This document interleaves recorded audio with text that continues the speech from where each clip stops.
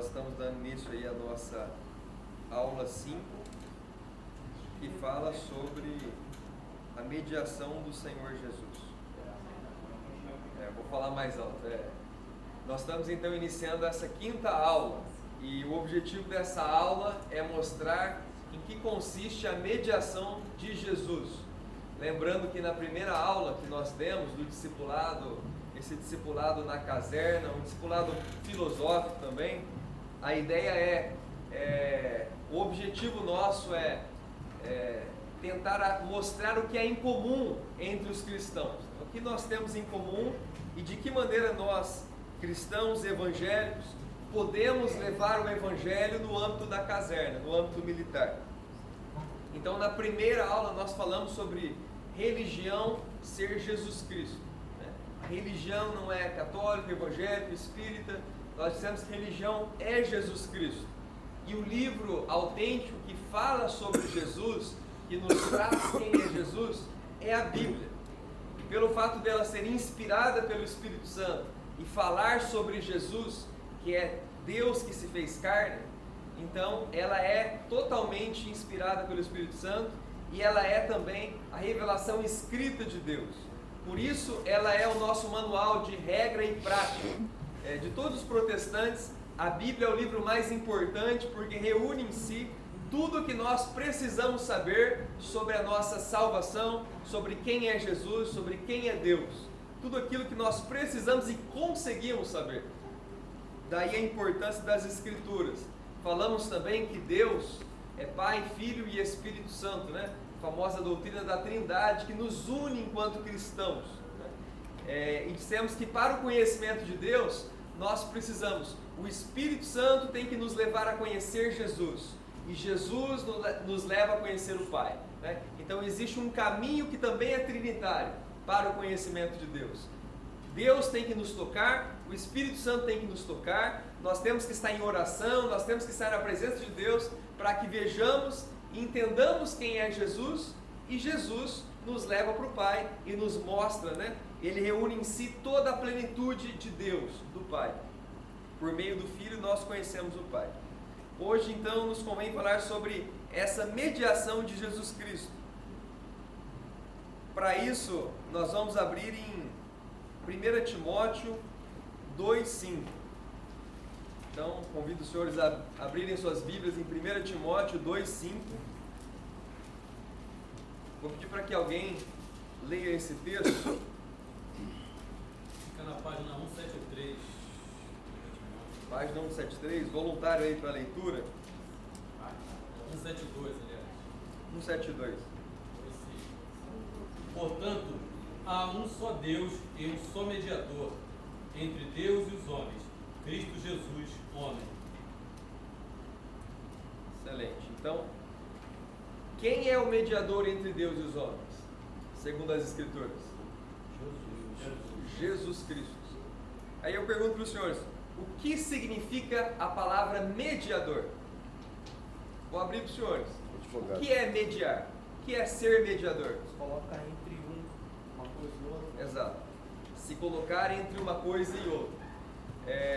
Vou usar aqui uma frase de Tomás de Aquino, principal doutor da Igreja Católica, que ele diz: a função do mediador, propriamente, é unir aqueles entre os quais ele é mediador, pois os extremos se unem no meio. Então é isso. A função do mediador é unir os extremos que ele medeia, que ele está no meio. Então, para que alguém seja mediador, ele tem que saber fazer essa função, entender os dois lados, vamos dizer assim. Por que Jesus é o único mediador entre Deus e os homens? Senhores, vamos pensar no ponto de vista filosófico, racional. Por que Jesus? Ele é Deus e homem. Exato. Porque Jesus, ele tem a natureza do Pai, ele é Deus, mas ele é completamente humano. Então ele sendo 100% Deus, 100% homem, ele reúne todas as características necessárias para a mediação. Jesus é onipresente? Sim. Jesus é onisciente? Sim. Jesus é benevolente? Sim, ele tem os atributos de Deus. E Jesus se fez homem? Sim. Então ele tem os atributos humanos. Ele pode fazer esse tipo de mediação. Agora, vamos lá. Aí entra algumas questões, né? O próprio Tomás de Aquino dizia: só Cristo é perfeito mediador entre Deus e os homens, porquanto através de sua morte reconciliou o gênero humano com Deus. A outra pergunta que eu faço para os senhores: nós podemos ser mediadores entre Deus e os homens? Não. Pastor, padre, médium ou qualquer tipo de pessoa pode ser mediadora entre Deus e os homens? Não. É básico, né? Isso é simples. Obviamente não. Segundo Coríntios, segunda carta de Paulo aos Coríntios, capítulo 3, versículo 5 diz: não que sejamos capazes por nós de pensar coisa alguma como de nós mesmos, mas a nossa capacidade vem de Deus. Ou seja, se nós não somos capazes de pensar coisa alguma, quem somos nós para achar que temos a mente de Deus ou que somos capazes de mediar a relação do ser humano com Deus? Aliás, a Bíblia diz que não há um justo nenhum sequer, todos pecaram e todos estão destituídos da glória de Deus, né? Não há quem seja útil. Se não fosse por Jesus Cristo, estaríamos longe do Pai. Portanto, nós não podemos ser mediadores.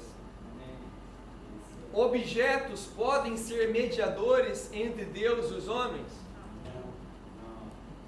Romanos 1:23.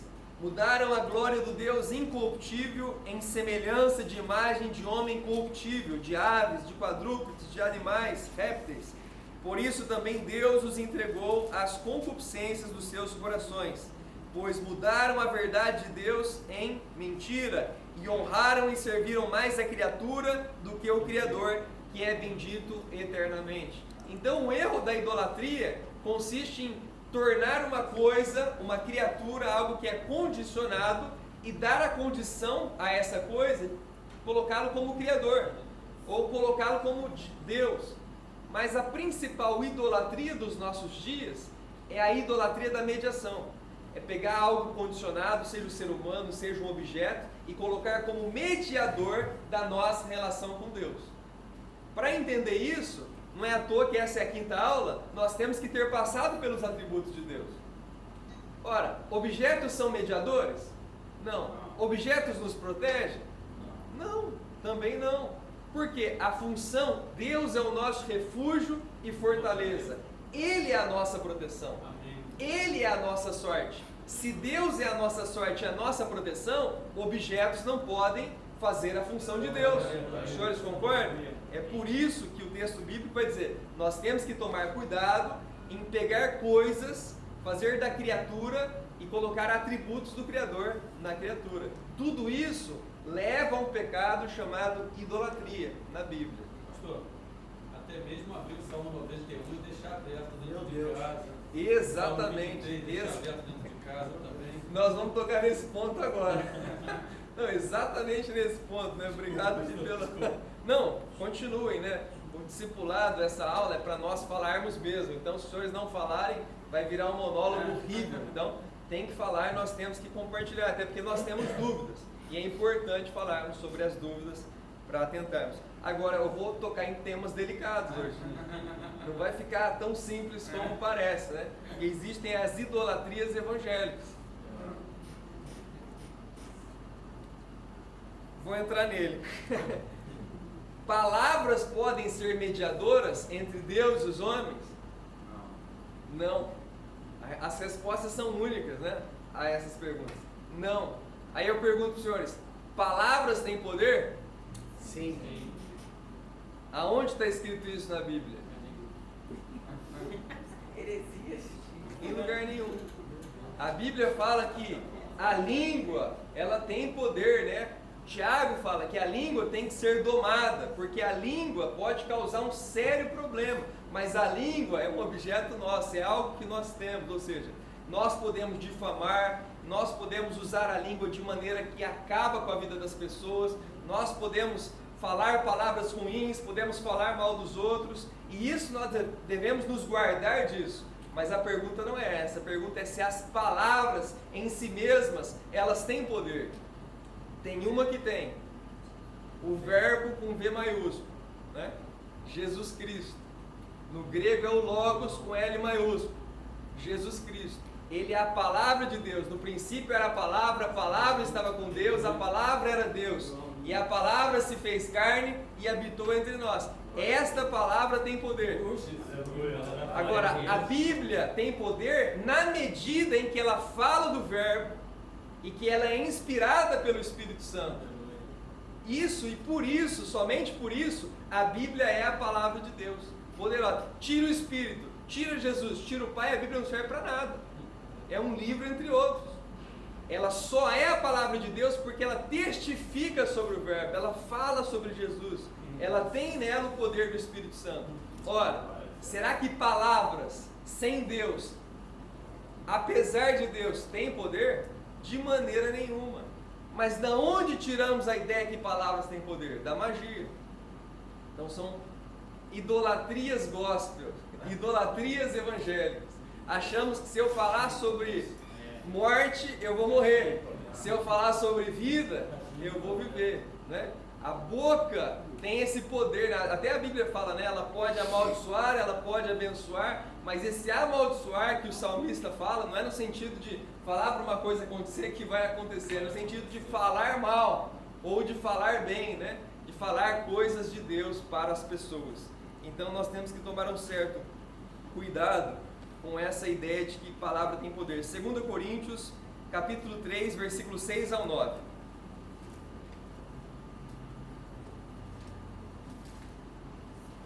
Diz assim,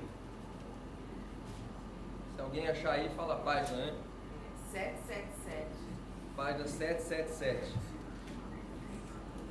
O qual nos fez capazes de ser ministro de um novo testamento, não da letra, não da palavra, mas do Espírito, porque a letra, a palavra, mata, mas o Espírito vivifica.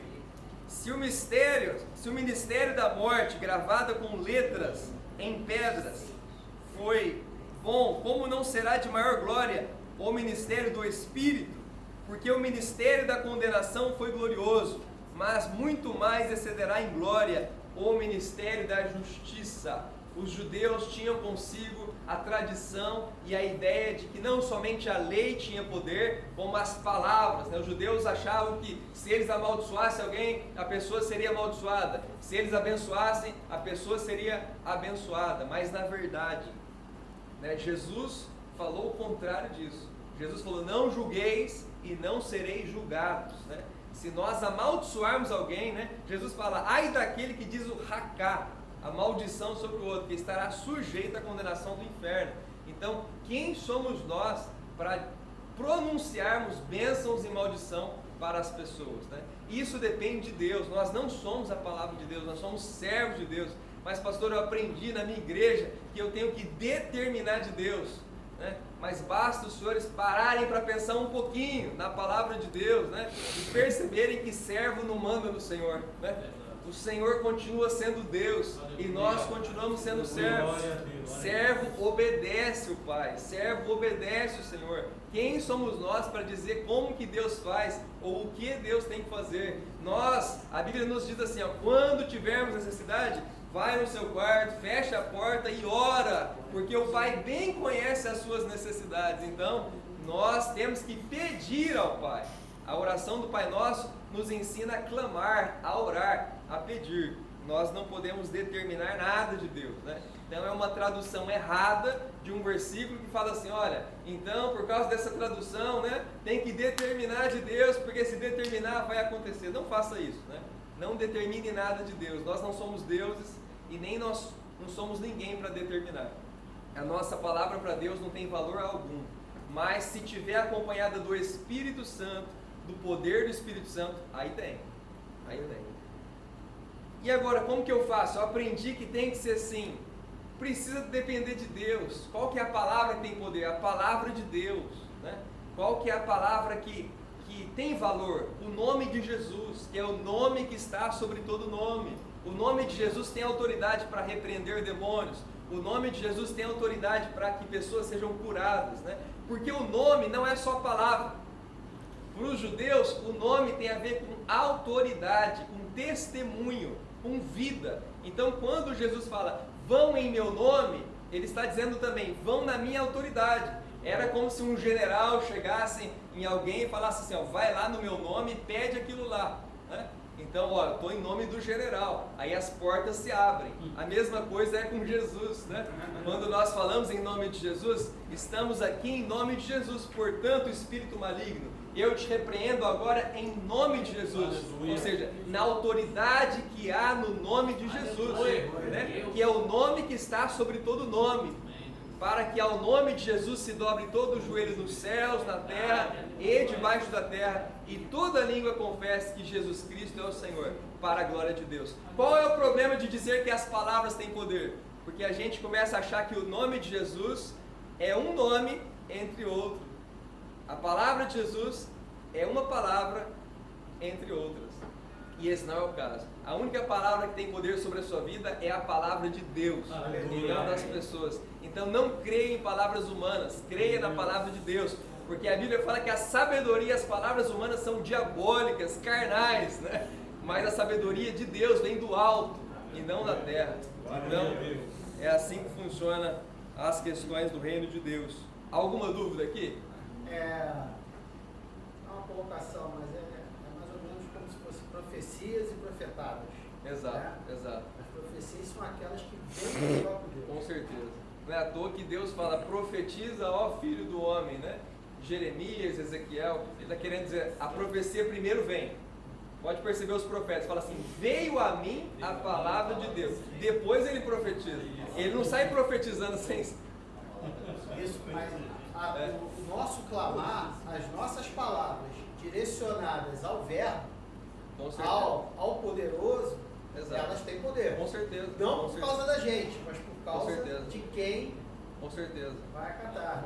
Agora... Assim como Daniel orou. Exato. E outra, palavras de bênçãos, nós podemos e devemos fazer. Deus abençoe a sua vida, olha, tenha um excelente dia, tenha uma excelente semana, né? Olha, em nome de Jesus, seja abençoado. Isso nós estamos orando, isso não é ruim, né? Estamos fazendo isso em nome de Jesus para as pessoas, né? Mas não adianta nós estarmos em nome de Jesus sem estarmos conectados com Ele. É aquele caso do cara que vai expulsar o demônio e fala assim, olha, né? Ele acha que o nome de Jesus vai resolver tudo. Então ele fala assim, ó, espírito maligno, em nome de Jesus, que é pregado pelo Paulo, né? Senhor? Isso, né? Espírito, o senhor lembra? Eu não lembro onde que está, né? Mas Atos, mas eu não lembro o capítulo. Né? Se alguém lembrar. Mas eu te repreendo em nome de Jesus, que é pregado pelo Paulo, né? O Paulo eu conheço, né?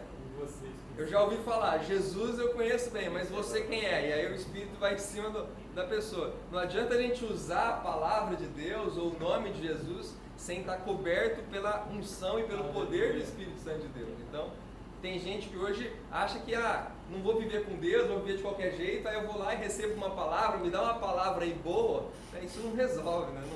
Não adianta nada. E o inverso também, né? Aquelas pessoas que não servem ao Senhor, muitas vezes, elas têm algum poder limitado e permitido por Deus, e o exemplo disso é Balaão. Exato. Balaão, ele tentou. Balaque, né? Contratou ele excelente. Para profetizar contra, E não amaldiçoar deu certo. o povo de Israel e não conseguiu, porque Deus não permitiu.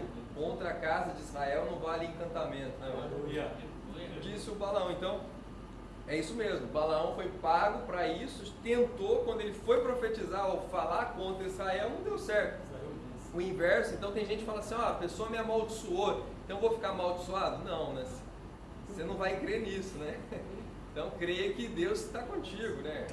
Aquele que está em Cristo, o maligno não lhe toca.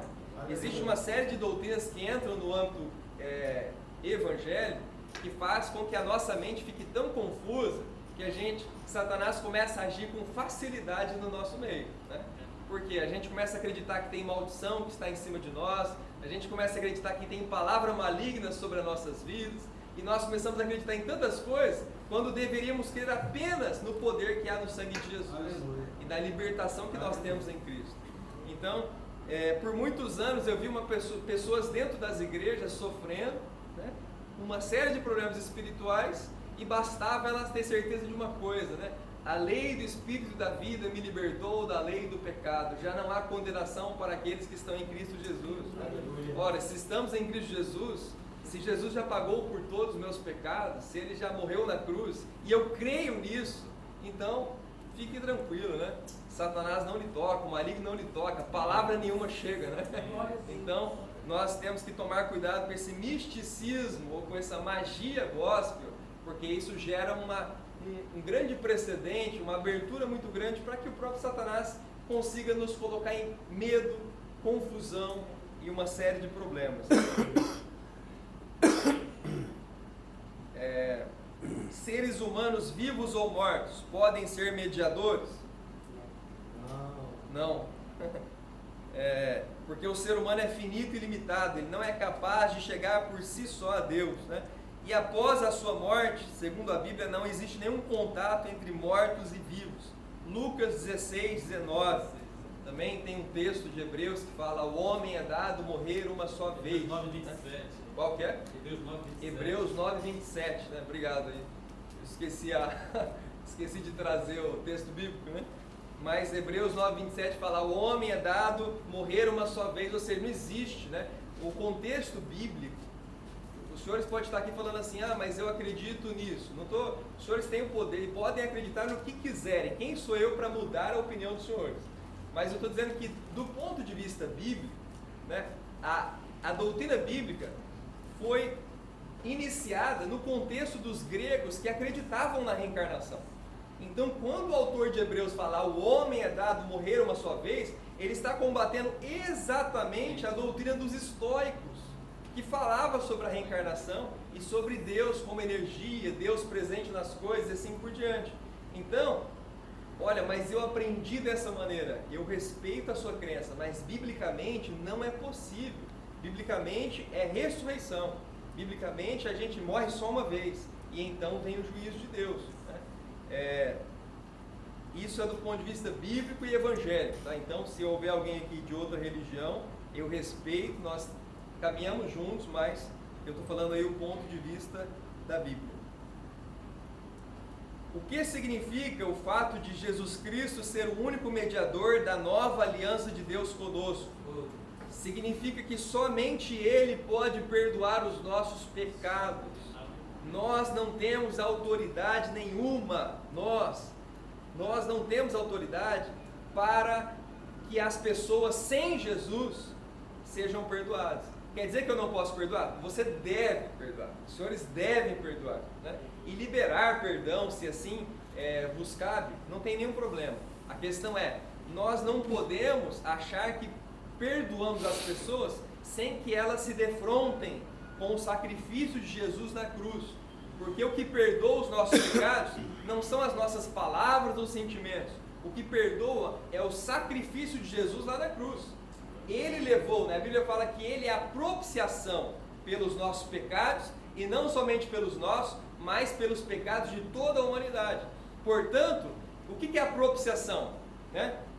Tem a ver com a substituição, e não somente substituição, a propiciação, além da substituição, é um negócio a mais, né? É uma graça a mais. Jesus não somente substituiu os nossos pecados, Ele não é somente o Cordeiro de Deus que tira o pecado do mundo, como Ele nos tornou favoráveis, propícios à graça de Deus. Então a propiciação significa exatamente isso, que Jesus nos fez favoráveis. Não somente temos o perdão dos nossos pecados na cruz, como nós temos o favor de Deus a nosso respeito. Podemos ser abençoados, podemos nos relacionar novamente com Ele. Então, o fato de Jesus ser o único mediador entre Deus e os homens significa que só Ele pode perdoar os nossos pecados. 1 João 2,2. Que somente chegamos ao Pai por meio dele, né? Então Jesus fala: eu sou o caminho, a verdade e a vida. Ninguém vai ao Pai senão por mim. Ah, mas eu quero tentar o caminho X ou Y porque é mais fácil, é mais modesto, é mais humilde. Mas a Bíblia não está dizendo que ele é um caminho para o Pai. Está dizendo que ele é o caminho. E só é possível chegar em Deus por meio dele. Então não é por mim, não é pelos senhores, não é por quem morreu, não é pela pessoa lá atrás, não é por anjos, é somente por Jesus Cristo. Pastor, mas isso está muito difícil, está muito radical. Essa é a mensagem bíblica. Nós não temos o direito de pegar o conteúdo bíblico e torcer para nos agradar. Então essa é a mensagem bíblica que eu estou passando para os senhores. Significa que precisamos guardar e confiar somente em suas palavras. 1 João 2,5. Pois elas, e somente elas, têm poder de curar, expulsar demônios e nos abençoar, né? Então os discípulos, quando descobriram o poder que havia no nome de Jesus, voltaram alegres. Jesus falou: por que vocês estão tão felizes? Né? Eles falam: porque nós fomos e oramos e as pessoas foram curadas em seu nome expulsamos demônios, em seu nome fizemos muitas coisas. E Jesus falou assim: olha, vocês vão ver muito mais do que isso, né? Então, existe poder e autoridade no nome de Jesus. Esse nome é poderoso, né? Jesus tem poder, nisso eu creio, mas nós não temos poder algum. Porque Deus nos atende? Somos filhos. O que mais? Por que Deus nos atende? Misericórdia. O que os senhores acham? Pela misericórdia, pela graça, exatamente isso, né? Porque Ele nos ama, lembra da aula anterior? Porque Deus nos criou para nos amar e para se relacionar conosco. Deus nos atende porque Ele nos ama, Ele tem prazer em se relacionar conosco. Mas Ele nos atende por intermédio do Senhor Jesus Cristo, porque Ele olha para nós e vê em nós o sacrifício do seu Filho. A única coisa que tem o poder real de tocar a Deus, tocar o coração de Deus, é o sacrifício do seu Filho. Isso tocou Deus, isso trouxe sofrimento ao Pai, né? Isso trouxe mudança, né? Deus não muda, mas isso trouxe no coração de Deus sofrimento.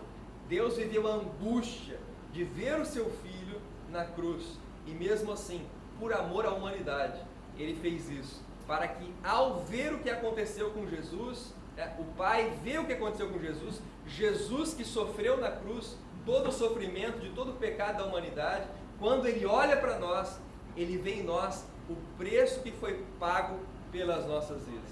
É por isso e somente por isso que nós somos feitos justos. Daí nós vamos falar nas próximas aulas do tema da justificação pela fé. Somos feitos justos, purificados e perdoados por meio do que Jesus e somente por meio do que Jesus fez na cruz pelas nossas vidas. Deus pode agir sem que alguém conheça a Cristo? Sim, Deus age de infinitas maneiras. A graça de Deus está sobre todas as pessoas. Deus criou a todas as coisas e todas as pessoas. Mas, no entanto, a ação de Deus visa a nossa salvação e santificação. Deus age em nossas vidas a fim de que nós venhamos a conhecer a Jesus. Então tem muitas pessoas que estão experimentando a graça de Deus, mas ainda não foram salvas, ainda não sabem o que é os seus pecados serem perdoados, ainda não nasceram de Deus. Por isso, a ação de Deus, Deus fez um milagre na minha vida, eu acredito. Deus agiu mesmo independente da religião, eu acredito. Deus fez coisas maravilhosas, eu acredito. A questão é, para que Deus fez isso? E por que Deus fez isso? Deus fez isso para que os senhores se relacionassem com Ele. E à medida que os senhores se relacionarem com Ele, os senhores olharão para Jesus, que é o caminho, que é o ponto de partida do relacionamento com Deus. E à medida que os senhores tiverem os seus pecados perdoados por Jesus, então ocorre um novo nascimento. E o Espírito Santo começa a conduzir as nossas vidas. Então Deus age em nós com o fim de nos santificar, de nos perdoar e de fazer de nós nova criatura, prontos para herdar o reino eterno dele. Que Deus abençoe a vida dos senhores. Resumindo, seres humanos, objetos, palavras, mortos, vivos e anjos não podem ser mediadores da nossa relação com Deus. Seres humanos, objetos, palavras, mortos, vivos e anjos não tem poder se esse poder não for dado por Deus, né?